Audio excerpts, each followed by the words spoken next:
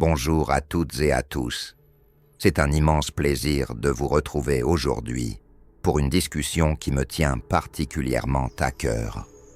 Vous savez, dans le tumulte de nos vies modernes et la complexité des rapports humains, il existe des zones d'ombre que l'on n'ose pas toujours explorer. Pourtant, c'est précisément là, dans ces recoins parfois douloureux de la psyché, que se trouvent les clés de notre libération et de notre reconstruction. Si vous êtes ici, c'est probablement parce que vous avez croisé la route d'une personnalité narcissique ou que vous essayez de comprendre pourquoi, malgré une nouvelle relation qui semble idyllique en apparence, cette personne dégage toujours une forme de vide sidéral. On va parler aujourd'hui de cette solitude profonde, presque métaphysique, qui habite le narcissique, même lorsqu'il est entouré de 1000 personnes ou qu'il vient de trouver sa nouvelle proie, celle qu'il appelle déjà l'amour de sa vie. Alors, installez-vous confortablement, prenez un thé, un café ou simplement un instant pour respirer. Ce que nous allons partager ensemble n'est pas seulement une analyse technique, c'est un voyage vers la compréhension de soi et la protection de votre énergie vitale. Vous avez peut-être remarqué cette tendance étrange qu'ont les narcissiques à ne jamais rester seuls, à peine une relation se termine-t-elle, souvent dans un fracas émotionnel dévastateur pour vous, qu'ils sont déjà affichés sur les réseaux sociaux avec un nouveau visage, un nouveau sourire, une nouvelle promesse d'éternité. Mais ne vous y trompez pas. Ce n'est pas de l'amour, ce n'est pas de la guérison, c'est une fuite en avant. Pourquoi? Parce que le narcissique souffre d'une incapacité chronique à créer ce que nous appelons en psychologie un lien d'attachement authentique. Pour lui, l'autre n'est pas un sujet avec des sentiments, mais un objet, un miroir, une source d'approvisionnement. Et un miroir, aussi beau soit-il, ne remplit jamais le vide intérieur. Imaginez un instant un vase dont le fond est percé de 1000 trous. Vous pouvez y verser toute l'eau du monde, toute l'attention, toute l'admiration, tout l'amour possible. Le vase restera désespérément vide. C'est la tragédie du narcissisme. Cette solitude n'est pas liée à l'absence des autres, mais à l'absence de soi. Le narcissique a construit une forteresse, une façade de perfection pour cacher un moi profond qu'il juge inacceptable ou faible. En faisant cela, il s'est coupé de sa propre humanité. Et quand on est coupé de soi-même, on est irrémédiablement seul, peu importe qui partage notre lit ou notre table. Cette isolation émotionnelle est le moteur de leur quête incessante de validation. Ils cherchent à l'extérieur ce qu'ils sont incapables de générer à l'intérieur. Mais comme cette validation est éphémère, le sentiment de solitude revient toujours, plus galopant, plus féroce, dès que les projecteurs s'éteignent. Regardez un peu comment les choses se passent au début d'une de leurs relations. Vous vous souvenez sans doute de votre propre rencontre. Il vous a peut-être raconté qu'il était seul depuis des années, que ses ex étaient toutes folles ou instables, qu'il attendait quelqu'un comme vous depuis une éternité. En réalité, il y a de fortes chances pour qu'il soit sorti d'une autre relation, seulement 2 ou 3 jours avant de vous rencontrer. Cette précipitation est une stratégie de survie. Ils ne peuvent pas supporter le silence. Le silence les oblige à s'écouter, et ce qu'ils entendent à l'intérieur est terrifiant pour eux. Alors, ils sautent d'un cœur à l'autre, d'un corps à l'autre, espérant que la nouveauté étouffera l'angoisse. Mais vous savez quoi? Ce n'est jamais un nouveau départ. C'est juste la répétition d'un cycle usé jusqu'à la corde. Ils emportent avec eux leurs démons, leurs insécurités et cette incapacité pathologique à aimer. Dans cette phase initiale, que l'on appelle souvent le bombardement amoureux ou love bombing, le narcissique est un acteur de génie. Il va scanner vos besoins, vos failles, vos rêves les plus fous, et il va devenir exactement ce que vous attendiez. Vous vous sentez enfin vue, enfin comprise, enfin aimée pour ce que vous êtes. Mais ce n'est qu'une illusion d'optique. Il ne vous voit pas, il voit ce que vous pouvez lui apporter. Il est comme un caméléon qui prend la couleur de vos désirs pour mieux vous capturer. Et c'est là que le piège se referme. En tant que personne empathique, vous donnez tout. Vous offrez votre chaleur, votre compréhension, votre sécurité. Vous devenez son port d'attache, son infirmière, sa muse, sa banquière parfois. Et pendant un temps, il semble apaisé. Mais très vite, la réalité reprend ses droits. Ce lien que vous tissez avec tant de soin, lui, il ne sait pas comment le tenir. Il ne sait pas comment le nourrir. Alors, la solitude revient le hanter, même au milieu de vos bras. C'est d'ailleurs pour cette raison qu'ils essaient souvent de transformer leur nouveau partenaire en une version améliorée ou différente du précédent. Ils cherchent désespérément la pièce manquante du puzzle, mais comme ils ne regardent pas au bon endroit, ils sont condamnés à l'insatisfaction. Si vous avez été remplacé, sachez que la personne qui vous succède n'est pas plus heureuse ou mieux aimée. Elle est simplement la nouvelle actrice d'une pièce de théâtre dont le scénario est déjà écrit. Elle apporte peut-être une énergie différente, peut-être qu'elle est plus jeune, plus riche ou plus malléable, mais elle ne pourra jamais combler le gouffre que le narcissique porte en lui. Vous avez apporté une lumière unique, une authenticité que cette personne ne retrouvera jamais ailleurs, car chaque être humain est irremplaçable. Le narcissique, lui, pense que tout le monde est interchangeable. C'est sa plus grande erreur, et c'est aussi la source de sa solitude éternelle. Ajoutons à cela la dimension de la triangulation, une arme redoutable qu'ils utilisent pour combler leur vide. Même au début d'une nouvelle relation, ils ne peuvent s'empêcher de garder des options sous le coude.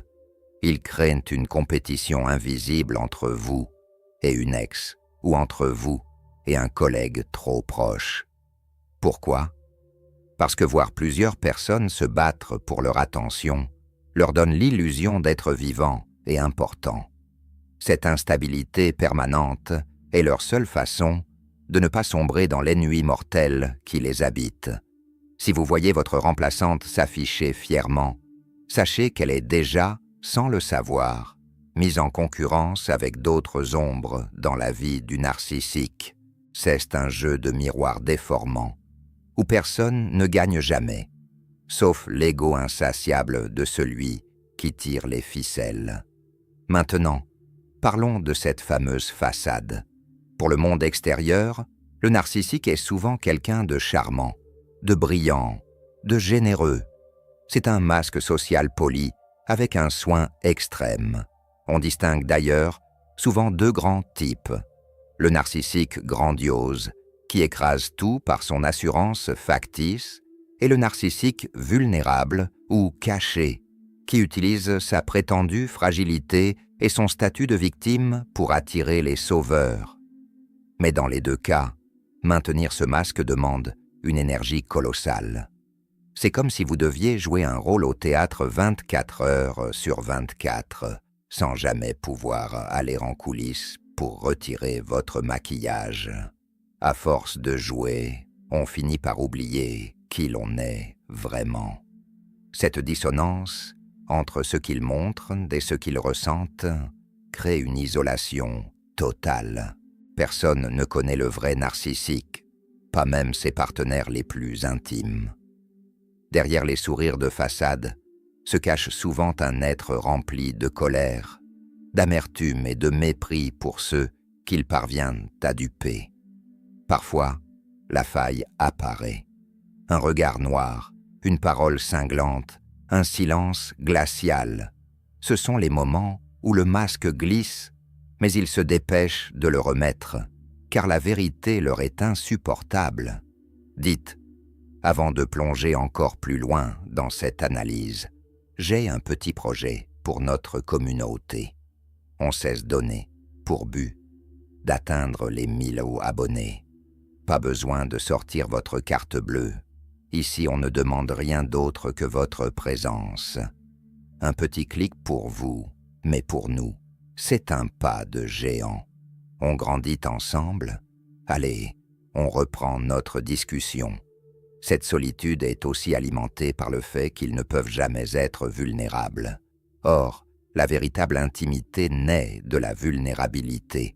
Si vous ne pouvez pas montrer vos peurs, vos doutes, vos faiblesses, vous ne pouvez pas être réellement en lien avec l'autre. Le narcissique voit la vulnérabilité comme une faille de sécurité, une porte ouverte à l'ennemi.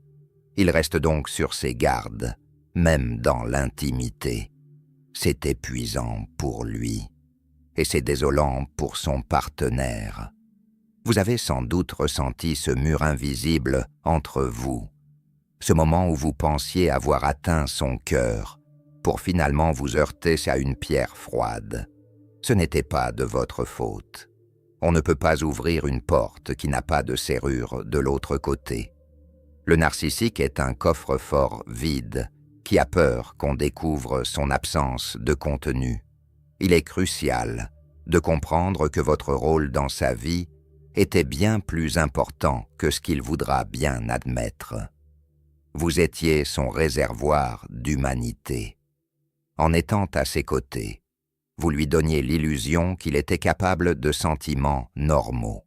Vous étiez celle qui portait la charge émotionnelle du couple, celle qui réparait les pots cassés, celle qui expliquait ses comportements aux autres pour le protéger. Mais une fois que vous n'êtes plus là, le vide revient au galop. Sa nouvelle relation n'est qu'un pansement sur une jambe de bois. Il peut bien poster des photos de vacances paradisiaques ou de dîners aux chandelles, la réalité intérieure reste la même, un désert. Et ce désert est d'autant plus vaste qu'il a perdu quelqu'un comme vous, capable de voir au-delà des apparences et d'offrir une empathie sincère. Le narcissique ne sait pas ce qu'il a perdu tant qu'il n'est pas confronté à la platitude de sa nouvelle conquête, qui tôt ou tard finira elle aussi par s'épuiser. Parlons un instant de ce qu'on appelle le future faking, ou les promesses d'avenir factice. C'est un outil puissant pour masquer leur solitude. Ils vont vous projeter dans un futur magnifique. On va acheter cette maison. On va faire ce voyage. On va fonder une famille. Ces promesses ne sont pas des projets, ce sont des hameçons. Ils les lancent pour vous garder attaché à l'image qu'ils veulent en projeter. Mais si vous regardez bien, ces projets ne se concrétisent jamais. Ou alors ils sont utilisés comme monnaie d'échange pour obtenir votre soumission. Le narcissique vit dans un éternel présent de consommation. Le futur n'existe pour lui que comme un outil de manipulation. Quand il se retrouve seul face à ses promesses non tenues, il ne ressent pas de culpabilité. Il ressent juste l'agacement de devoir trouver une nouvelle personne à qui raconter les mêmes salades. On pourrait presque être tenté d'éprouver de la compassion pour eux. Après tout, vivre dans un tel isolement doit être une forme d'enfer. Imaginez ne jamais ressentir la chaleur d'une connexion d'âme à âme. Ne jamais connaître la paix d'être simplement soi-même, sans artifice. Mais attention, la compassion ne doit jamais devenir un sauf-conduit pour l'abus. Le karma finit toujours par équilibrer les choses. Leurs actions ont des conséquences. On ne peut pas piétiner les cœurs, manipuler les esprits et ignorer les larmes d'autrui sans en payer le prix émotionnel. La solitude qu'ils ressentent est le résultat direct de leur refus de traiter les autres avec respect et dignité. C'est une forme de justice immanente. Ils sont condamnés à chercher sans cesse ce qu'ils détruisent au fur et à mesure qu'ils le trouvent. Ils sont comme des ogres qui dévorent ce qu'ils aiment, pour finir par mourir de faim au milieu des restes. Pour vous, cette expérience, aussi douloureuse soit-elle, est une opportunité de croissance incroyable. Oui, je sais, sur le moment, on n'a pas l'impression que c'est un cadeau. On se sent vidé, détruit, trahi. On a l'impression d'avoir vieilli de 10 ans en quelques mois. Mais avec le recul, vous allez réaliser que vous avez appris des leçons que peu de gens maîtrisent. Vous avez appris à identifier les prédateurs émotionnels. Vous avez appris à écouter votre intuition, cette petite voix que vous avez peut-être étouffée pendant des mois ou des années, parce que vous vouliez croire à l'impossible. Désormais, votre radar est affûté. Vous ne vous laisserez plus séduire par des paroles en l'air ou des promesses sans fondement. Vous chercherez la cohérence, la stabilité et, par-dessus tout, le respect des limites. Il est important de mentionner les flying monkeys ou les singes volants. Ce sont ces personnes que le narcissique recrute pour faire son sale boulot. Vous espionnez, vous critiquez ou essayez de vous ramener dans ses filets. Souvent, ce sont des gens qui ont été eux aussi dupés par son charme. Ils pensent aider alors qu'ils ne sont que les instruments d'une vengeance ou d'un besoin de contrôle. Apprendre à identifier ces intermédiaires est crucial pour votre paix. Ne cherchez pas à les convaincre de votre vérité. Ils ne sont pas prêts à l'entendre car ils sont encore sous le charme. Votre seule réponse doit être le silence et la distance. Laissez-les découvrir par eux-mêmes la véritable nature de celui qu'ils défendent. Tôt ou tard, ils finiront eux aussi par être victimes de son mépris. Une fois que l'on a survécu à une relation avec un narcissique, on développe une forme de vigilance saine. On remarque les petites incohérences dans les récits, les décalages entre les mots et les actes. On remarque comment ils traitent les serveurs au restaurant, comment ils parlent de leurs anciens amis, comment ils réagissent montrent un petit nom anodin. Et au lieu de chercher des excuses à l'autre, au lieu de se dire « il a eu une enfance difficile » ou « elle est juste stressée », on prend de la distance. Ce n'est pas de la paranoïa, c'est de l'autopréservation. Vous n'avez plus besoin de confronter, de crier ou de prouver que vous avez raison. Vous savez. Et cette connaissance est votre plus grand bouclier. Vous apprenez à chérir votre propre compagnie.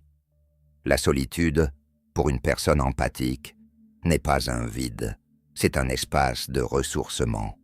C'est là que vous retrouvez votre force, votre créativité et votre paix intérieure.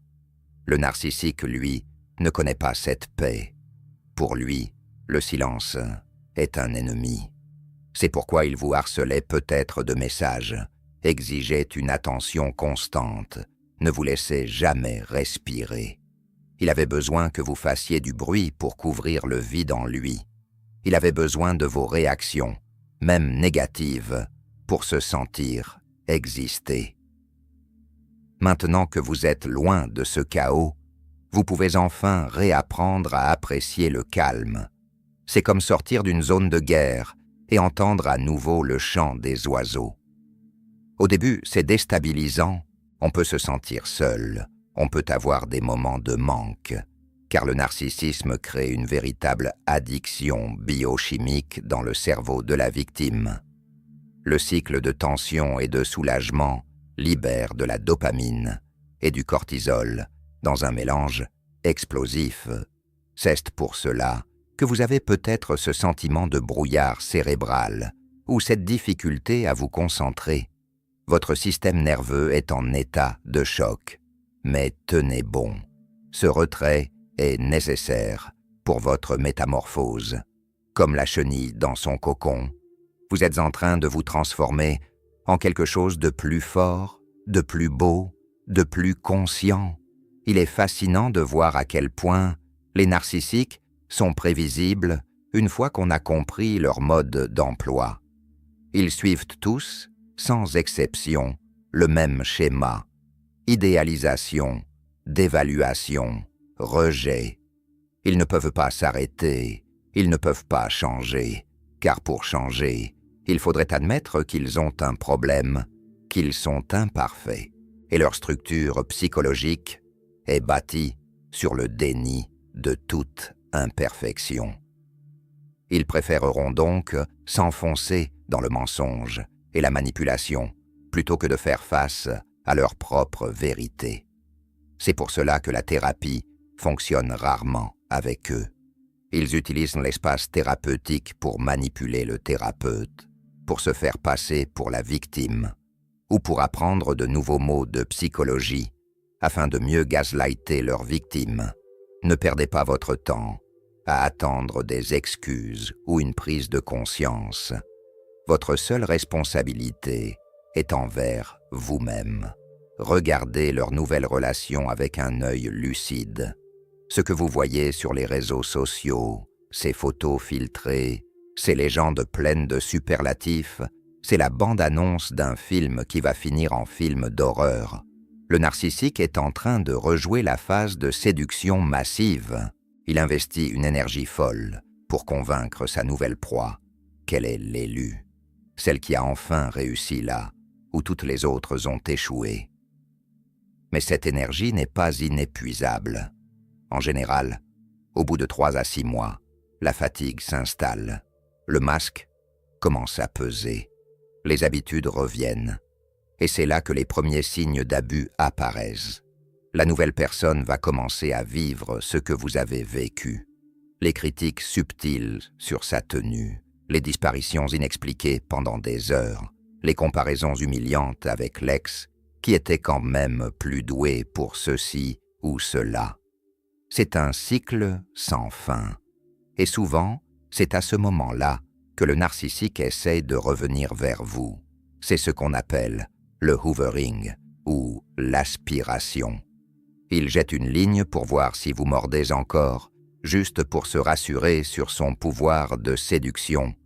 Le hoovering peut prendre des formes très subtiles. Ce n'est pas toujours un « je t'aime », reviens. Parfois, c'est un message par erreur, une question sur un objet que vous auriez oublié, ou même une fausse urgence médicale. C'est une tentative de tester vos barrières. S'il voit que vous répondez, même pour dire « laisse-moi tranquille », il a gagné. Il a obtenu votre attention. Il a prouvé qu'il a encore un impact émotionnel sur vous. Ne soyez pas le plan de secours de quelqu'un qui ne vous a jamais respecté. Vous valez tellement plus que cela. Votre amour était un trésor qu'il a gaspillé par ignorance et par arrogance. Le narcissique ne sait pas aimer, il ne sait que consommer. Il consomme votre énergie, votre joie, votre argent, votre temps, votre jeunesse. Puis il passe au plat suivant. Mais la bonne nouvelle, c'est que votre source est renouvelable. Une fois que vous vous êtes coupé de lui, votre énergie revient. Votre joie renaît, plus profonde et plus ancrée. Lui, par contre, doit toujours trouver une nouvelle victime pour se sentir vivant, pour pomper la lumière qu'il n'a pas. Il y a une question qui revient souvent, une question qui empêche de dormir. Est-ce qu'il aime ses enfants? C'est une question déchirante pour n'importe quel parent. La réponse, bien que difficile à entendre, est cohérente avec tout le reste. Le narcissique voit ses enfants comme des extensions de lui-même, des trophées qu'on expose ou des outils de manipulation pour atteindre l'autre parent. Il peut instaurer une dynamique toxique de l'enfant en or, le préféré qui doit être parfait, et du bouc émissaire, celui sur qui on rejette toutes les fautes. Il peut les aimer tant qu'ils reflètent une image positive de lui, tant qu'ils sont le premier de la classe ou le plus beau de l'équipe.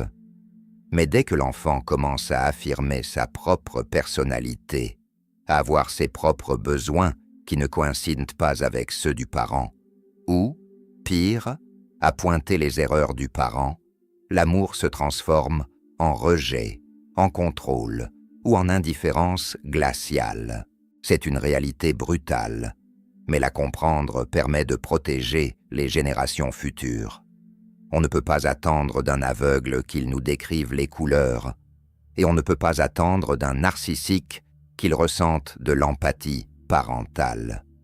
Votre rôle sera alors d'être le parent stable, celui qui offre l'amour inconditionnel que le narcissique est incapable de donner. Tout ce que le narcissique entreprend est un calcul, une transaction. Même le mariage, même les fiançailles, même l'achat d'une maison ou le choix d'un chien. Ce sont des étapes qu'il franchit pour verrouiller l'autre, pour s'assurer une source de ravitaillement stable et durable. Ce n'est pas de l'engagement, c'est de l'accaparement. Pour lui, le contrôle est synonyme de sécurité. S'il vous contrôle, s'il sait où vous êtes, ce que vous pensez, avec qui vous parlez, il n'a plus peur que vous partiez et qu'il se retrouve face à sa solitude. Mais c'est un faux sentiment de sécurité, car on ne possède jamais vraiment un autre être humain. La liberté est l'essence même de la vie, et en essayant de l'étouffer chez les autres, le narcissique finit par s'étouffer lui-même dans sa propre paranoïa. Penchons-nous sur la campagne de dénigrement, le smear campaign. C'est souvent l'étape finale et la plus douloureuse. Quand le narcissique sent qu'il perd le contrôle sur vous, il va tenter de détruire votre réputation auprès de vos amis communs, de votre famille ou de vos collègues. Il va raconter des versions déformées de la réalité où c'est lui la victime et vous le bourreau. Il peut dire que vous êtes instable, infidèle ou malhonnête. C'est une tactique de terre brûlée. S'il ne peut pas vous avoir, il veut s'assurer que personne d'autre ne voudra de vous et que vous n'aurez aucun soutien. C'est cela que vous découvrirez qui sont vos vrais amis. Ceux qui vous connaissent vraiment ne croiront pas ces mensonges. Pour les autres, laissez-les partir. Vous n'avez pas à vous justifier face à des calomnies.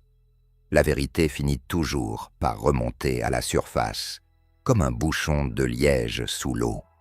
Votre meilleure défense est votre intégrité et votre silence. Alors, que faire maintenant? Comment sortir de ce brouillard? La première étape, et sans doute la plus difficile, est de couper tout contact, ou du moins de réduire les échanges au strict minimum vital si vous avez des obligations communes, comme des enfants ou une entreprise. C'est ce qu'on appelle la technique de la pierre grise. Devenez aussi inintéressante qu'un caillou au bord du chemin. Ne donnez plus d'émotions, ne donnez plus d'informations personnelles. Chaque interaction est une occasion pour lui de planter une nouvelle graine de doute dans votre esprit, de vous faire culpabiliser ou de vous provoquer pour obtenir une réaction. Protégez votre espace mental, comme si c'était un sanctuaire. Entourez-vous de personnes qui vous tirent vers le haut, qui valident votre réalité et qui ne cherchent pas à minimiser ce que vous avez vécu. La guérison n'est pas un chemin linéaire. Il y aura des jours où vous vous sentirez forte, prête à conquérir le monde, et d'autres où la nostalgie d'une illusion ou la colère vous submergeront. C'est normal. C'est le processus de deuil d'une relation qui n'a jamais vraiment existé que dans votre cœur. Accueillez ces émotions, traversez-les, mais ne les laissez pas devenir votre demeure. Vous êtes en train de vous réapproprier votre histoire, page après page. Pendant longtemps, le narcissique a écrit le scénario de votre vie, vous reléguant au rôle de figurante, de servante ou de coupable idéal pour tous ces malheurs. Aujourd'hui, vous reprenez la plume, vous décidez de ce qui est acceptable et de ce qui ne l'est plus. Vous apprenez à dire non, sans vous justifier, sans vous excuser d'exister. Vous apprenez que votre valeur ne dépend pas du regard d'un prédateur qui a besoin de vous briser pour se sentir puissant, mais de votre propre estime de vous-même. Et cette estime, personne ne peut vous la retirer si vous décidez de la cultiver chaque jour, petit à petit, avec patience et bienveillance. C'est un muscle qui a été atrophié, mais qui peut redevenir puissant. Rappelez-vous toujours que le narcissique est un illusionniste de foire. Il crée des mirages pour vous attirer dans son désert. Mais derrière le sable et les miroirs, il n'y a pas d'eau, pas de vie, pas d'espoir.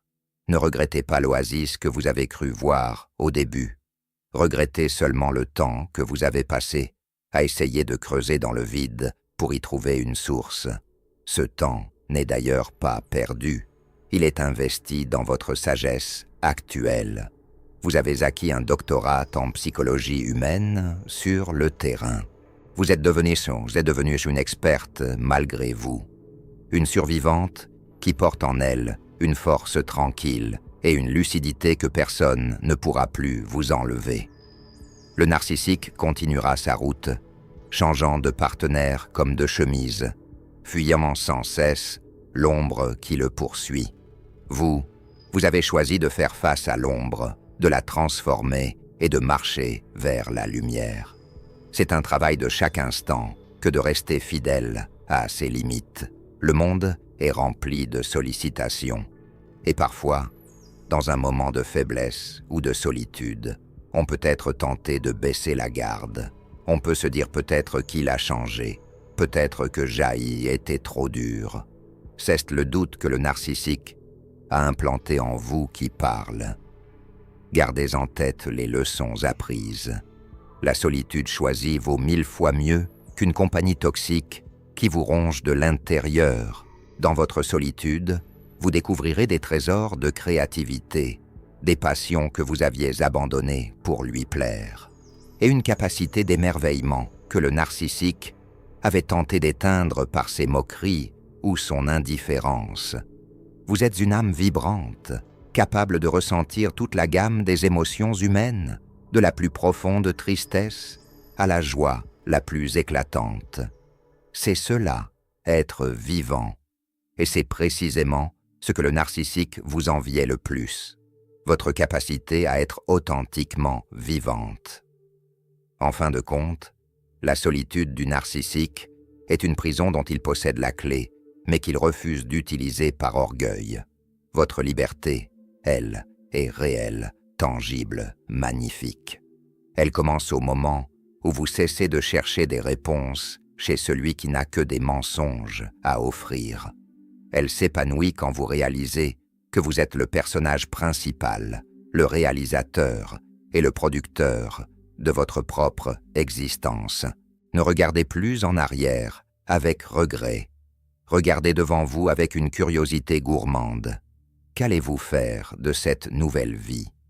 Quelles aventures vous attendent maintenant que vous n'avez plus ce boulet au pied qui vous empêchait d'avancer?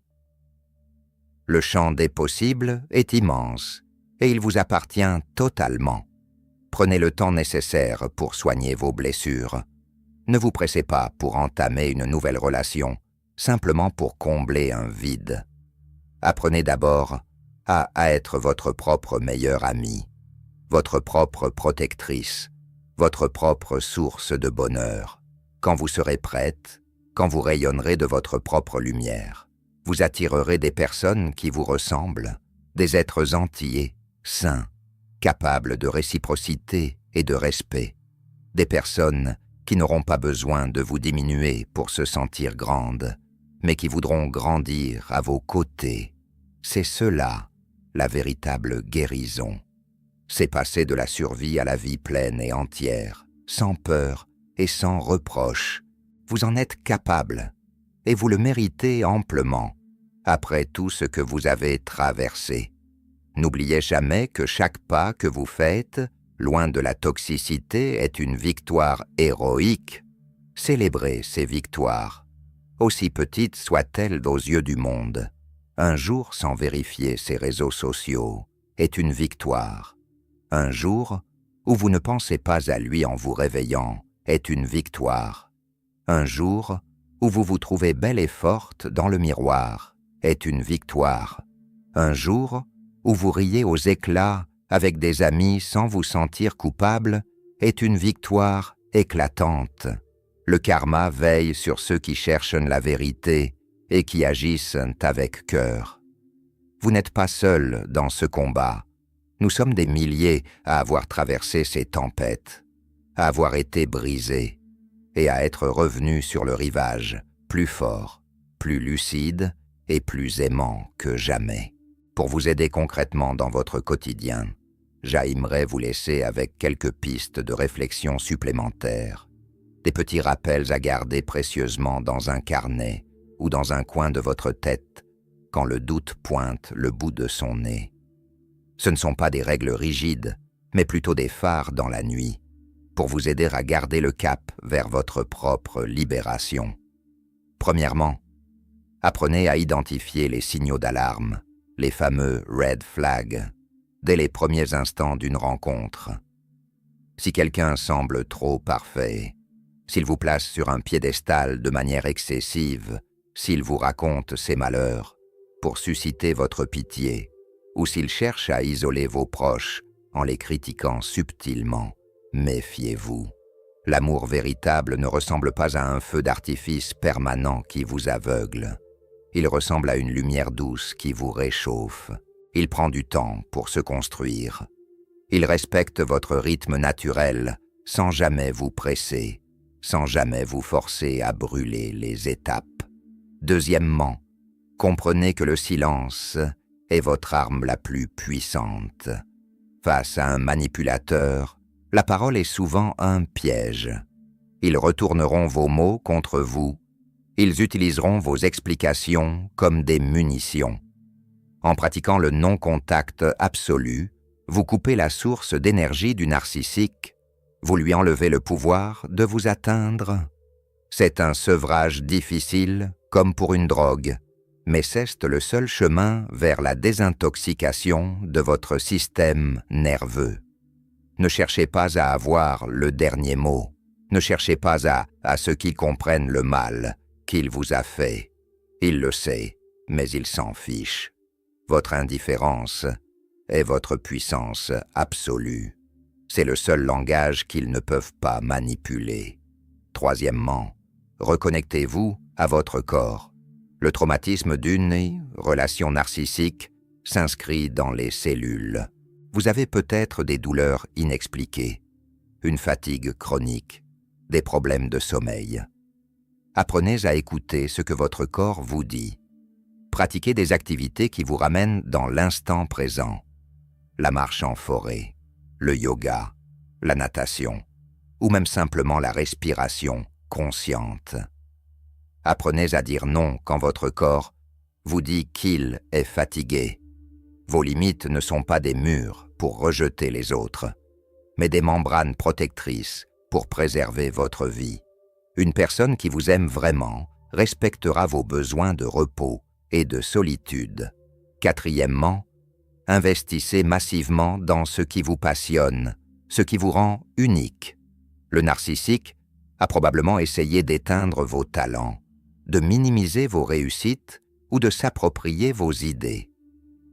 Reprenez tout cela, que ce soit l'art, le jardinage, le sport, la lecture, le bénévolat ou la cuisine.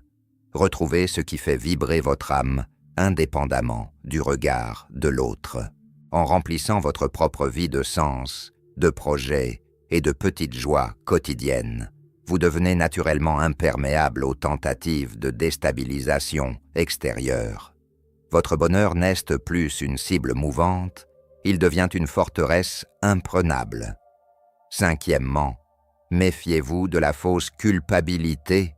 Le narcissique est un maître pour vous faire porter le chapeau de ses propres échecs.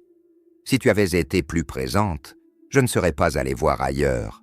C'est à cause de tes crises que je suis stressé. Ce sont des projections.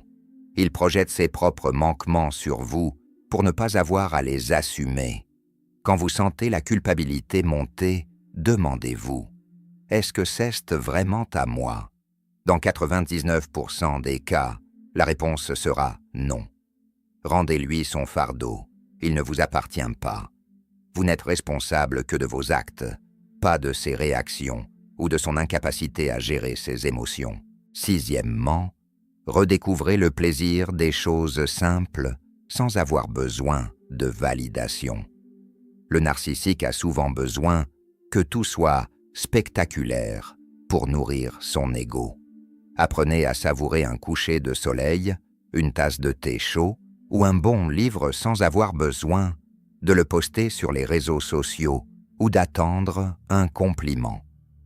Ce plaisir intrinsèque est le socle de votre nouvelle indépendance.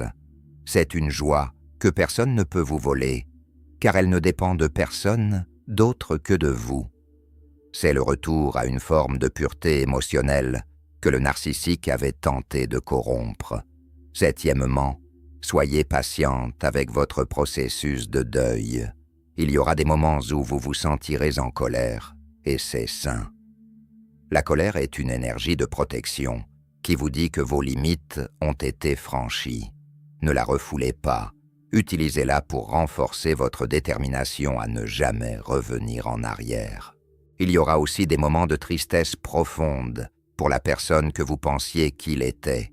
Pleurez cette illusion, car c'est en enterrant le faux que vous ferez de la place pour le vrai. Chaque larme versée est un pas de plus vers la clarté. Enfin, rappelez-vous que vous n'êtes pas défini par ce que vous avez subi. Vous n'êtes pas la victime d'un narcissique. Vous êtes une femme ou un homme qui a traversé une épreuve initiatique et qui en ressort avec une profondeur d'âme renouvelée. Votre valeur est intacte, comme un diamant qui aurait été recouvert de boue. Il suffit de le nettoyer pour qu'il brillasse à nouveau de 1000 feux. Vous avez une vie entière devant vous pour explorer cette nouvelle version de vous-même, plus sage, plus forte et plus consciente. Voilà, nous arrivons au terme de cet échange profond. J'espère sincèrement que ces mots, ces exemples et ces réflexions auront trouvé un écho en vous et qu'ils vous apporteront un peu de clarté dans les moments de brouillard. Vous avez en vous une résilience insoupçonnée, une force de vie qui a résisté à la destruction. C'est la preuve de votre immense valeur. Prenez grand soin de votre cœur, il est votre boussole la plus précieuse. On se retrouve très vite pour continuer à explorer ensemble les chemins de la connaissance de soi, de la guérison et de l'épanouissement total. D'ici là, restez douce avec vous-même. Accordez-vous le droit de guérir à votre propre rythme, sans pression. Et n'oubliez jamais que le plus beau voyage, le plus courageux et le plus gratifiant, c'est celui qui vous ramène enfin vers vous-même. À très bientôt et gardez votre lumière allumée.